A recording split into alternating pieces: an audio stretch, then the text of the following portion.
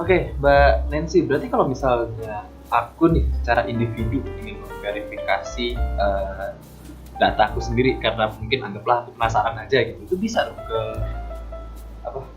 Melalui platform Minerva Global? Iya. Minerva. Ya pasti bisa. Jadi buat akun saja, buat akun selama ada jaringan internet ya itu bisa langsung akses dan mohon disiapkan untuk dokumen-dokumen yang diperlukan, yaitu yang pertama adalah tentu saja kopi ijazah, yang kedua adalah kopi dari transkrip nilai kalau ingin pengecekan sampai dengan ke IPK terakhir, dan yang ketiga consent letter, surat persetujuan dari Mas Nanda bahwa Mas Nanda menyetujui data untuk diproses dan bisa diberikan untuk dicek datanya lebih lanjut. Oh, ya. Nah itu prosesnya aku berarti tinggal ke websitenya aja. Betul.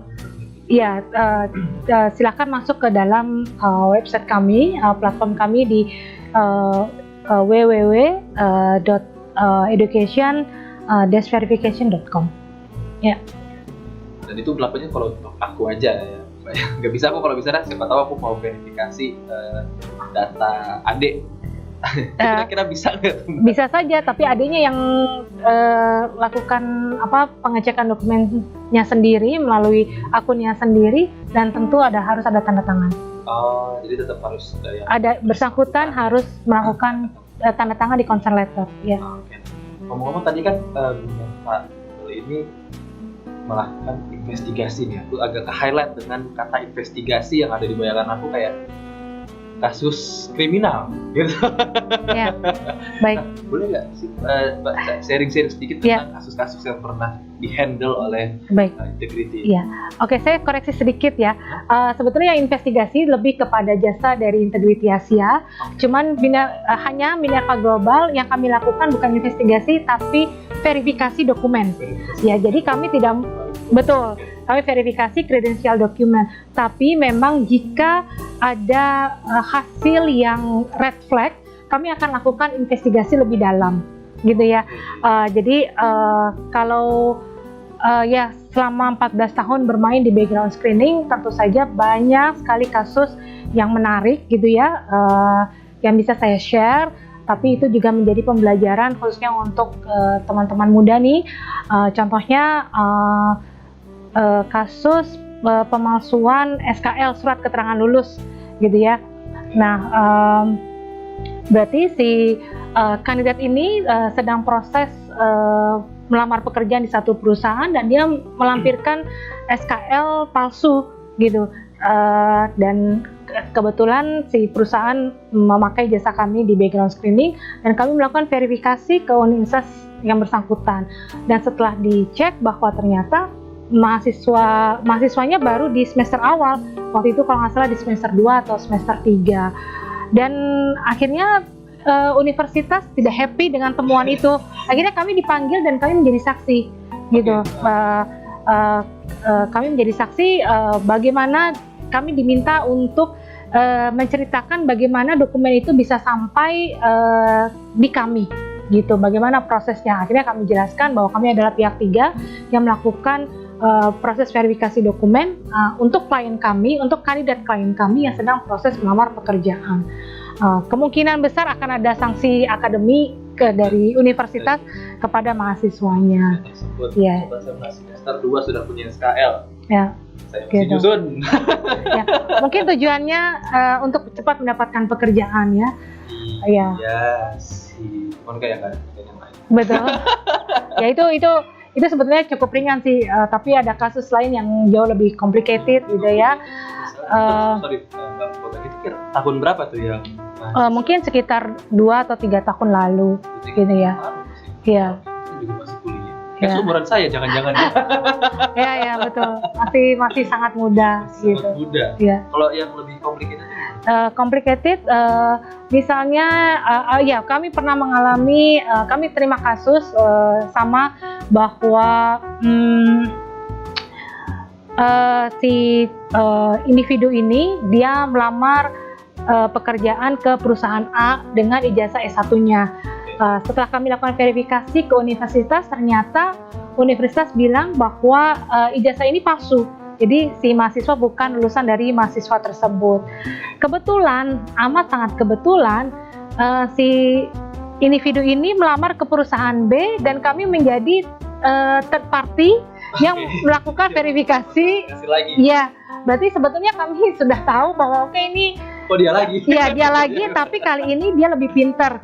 Lebih pintar tanda kutip, dia tidak melampirkan ijazah S1-nya, tapi dia melampirkan ijazah pendidikan SMA. Nah, berarti kami lakukan verifikasi ke SMA yang dimaksud dan valid, artinya betul dia lulusan dari SMA tersebut. Tapi ternyata ada red flag lainnya, yaitu bahwa pada saat kami melakukan media search, ditemukan bahwa yang bersangkutan terkait kasus prostitusi, berarti itu kami laporkan. Prostitusi. Tapi memang batasan sampai sejauh mana hasil dari media search itu dikategorikan red flag atau tidak, itu tergantung dari metodologi masing-masing klien. Di media search itu berarti ya dicarinya dari media sosial. Media sosial Iya. si individunya ini. Betul. Dia ketahuan Melakukan prostitusi. dalam prostitusi. Betul, gitu. Jadi itu juga kasus lain yang menarik sih. Oke. Ya. Berarti yang diperiksa itu bukan hanya sekedar data atau dokumen-dokumen aja dong ya Mbak ya. Berarti kan masuk sampai media sosialnya pun Ya. diperiksa dan direport ke perusahaan. Betul. Nah, apakah Betul. itu by demand atau apakah itu by permintaan dari perusahaan aja atau memang bagian dari pelayanan? Oke, kayaknya sekarang anak-anak muda sekarang gitu ya bukan sekarang tapi udah beberapa tahun lalu bahwa media sosial menjadi bagian hidup kita gitu ya, berarti apapun diposting. Jadi itu menjadi permintaan yang cukup tinggi. Jadi permintaan itu datang dari klien sebetulnya. Gitu. Jadi kami memprovide apa yang diminta oleh klien. Makanya nih Mas Nanda, untuk anak-anak muda bijaklah bermain media sosial. Media sosial. Ya karena maksudnya itu menjadi bagian yang bukan kami, artinya kebanyakan perusahaan background screening dalam melakukan pencarian informasi lebih dalam dari calon karyawan kliennya. Itu kan background screening itu kan umumnya dalam suatu rekrutmen perusahaan itu pasti bagian akhir. Iya. Yang kesian berarti yang tadi adalah HR-nya kalau ternyata sampai data-data atau dokumennya itu nggak valid. Iya. Jadi misalnya interview udah bagus, sama user udah bagus, tes sudah lulus ya, medical check up udah bagus, screening ternyata ditemukan red flag. Itu biasanya akan menjadi pertimbangan ulang, apakah itu akan proses negosiasi akan terus berjalan atau tidak gitu. Jadi dan kasihan juga untuk orang HR, kebetulan saya lama di HR gitu ya, berarti jika ditemukan red flag ya berarti kami harus ulang dengan cari kandidat lain, berarti dengan proses semuanya mulai dari awal lagi. Tapi Mbak Nancy pernah mengalami itu nggak? Ya sering gitu ya. Tapi lewat semua proses terus pas di backgroundnya ada red flag lah ya, ada red flag. Lagi. Betul, tapi itulah gunanya tindakan preventif ya. Lebih baik kita tahu di depan bahwa akan ada resiko gitu ya terhadap jika kita meng-hire kandidat yang memiliki red flag dibandingkan nanti sudah menjadi karyawan, maaf. Sudah masuk. Iya, betul. Ngomong soal red flag ya, Mbak. Ada nggak yang misalnya pas lagi di verifikasi gitu, lagi ditelusuri datanya, terus ada kasus-kasus yang mungkin berkaitan dengan kriminal? Oh iya banyak, karena salah satu pengecekan khususnya untuk media search kita lakukan pengecekan catatan kriminal gitu ya. Dan sebetulnya itu terbuka secara publik, hanya saja memang kita harus memiliki kemampuan dalam mencari sesuai dengan kata kunci gitu ya. Tapi situs itu terbuka untuk publik. Jadi termasuk juga tindakan kriminal yang mungkin pernah dilakukan oleh suatu individu itu bisa mendetek juga oleh. Iya, Ya, Dan pernah terjadi seperti itu? Nah, di ya cukup sering gitu ya. Ada artinya nama seseorang ada di situs misalnya pengadilan gitu ya. Kan biasanya termasuk juga kasus untuk pelanggaran lalu lintas gitu ya. Tapi mungkin hal tersebut bisa ditolerir lah. Ditolerir gitu ya jika namanya ditemukan untuk pelanggaran lalu lintas gitu. Biasa ada. Tapi sebetulnya lebih dari itu sih yang menjadi pertimbangan dari kasus-kasus yang lebih berat ya. Berat. Menjurus kepada kriminal sih. Berdefinisi kriminal yang mungkin lebih merugikan orang lain gitu ya. Betul. Oke, Mbak Nancy, terakhir nih mungkin pertanyaan terakhir. Baik. Kenapa Content Integrity Indonesia ingin mensponsori Semnas Studi? Ya, oke.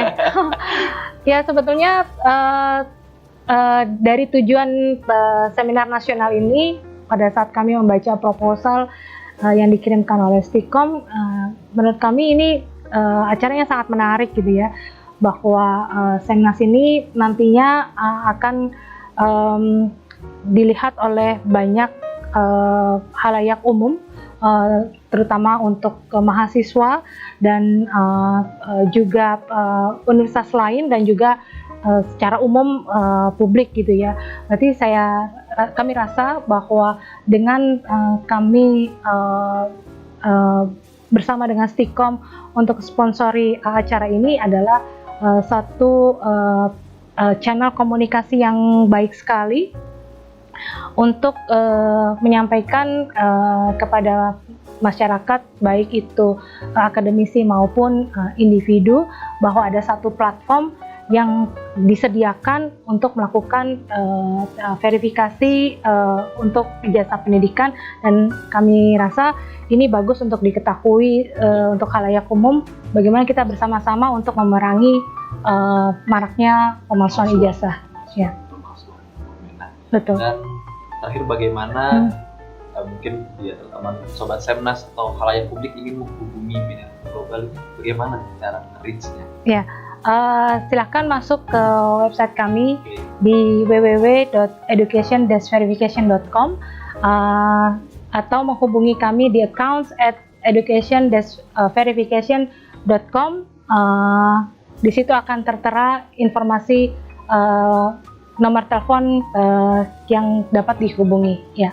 Baiklah, sobat Semnas, mungkin itu saja bincang-bincang atau ngobrol santai kita bersama dengan Mbak Nancy dari PT Integrity Indonesia yang sudah mensponsori kegiatan Semnas Stikom Interstudi tahun 2022 ini. Saya Nanda Vega, mau bertugas pamit dan sampai jumpa di Semnas selanjutnya. Terima kasih Mas Nanda. Terima kasih Stikom. Waktunya.